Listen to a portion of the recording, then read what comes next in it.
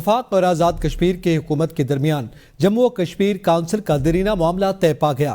Kashmir council کے اربوں روپے کے اثاثے کشمیر حکومت کے سپرد ہوں گے۔ وفاق کی جانب سے 4 نوٹیفیکیشن جاری کر دیے گئے ہیں۔ اہم خبر سے آپ کو آگاہ کر رہے ہیں۔ وفاق اور آزاد کشمیر کی حکومت کے درمیان اربوں روپے کے اثاثے کشمیر حکومت کے سپرد ہوں گے۔ اس حوالے سے مزید جانیں گے رضوان عباسی سے۔ جی رضوان، آگاہ کیجیے گا۔ جی بالکل، گزشتہ 7 برس سے 13ویں ترمیم کے بعد آزاد کشمیر قانون ساز اسمبلی اور وفاق کے مابین ایک بہت بڑی کشیدگی پائی جا رہی تھی کشمیر کونسل کو لے کے۔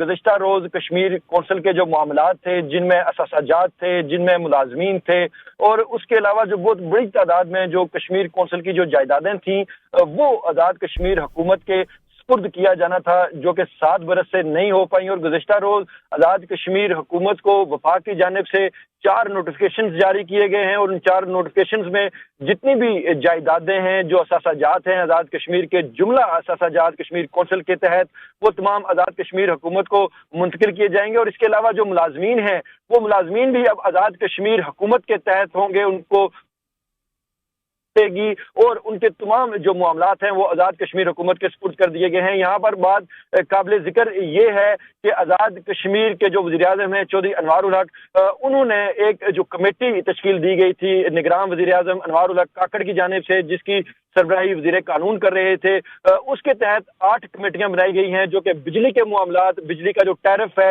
اس حوالے سے بھی معاملات دیکھے جا رہے ہیں۔ جو بجلی کا جو بڑا مسئلہ اس وقت درپیش ہے کشمیری عوام کو، اس کے حل کے لیے بھی جو کمیٹیاں ہیں وہ کام کر رہی ہیں۔ جی بہت شکریہ رضوان۔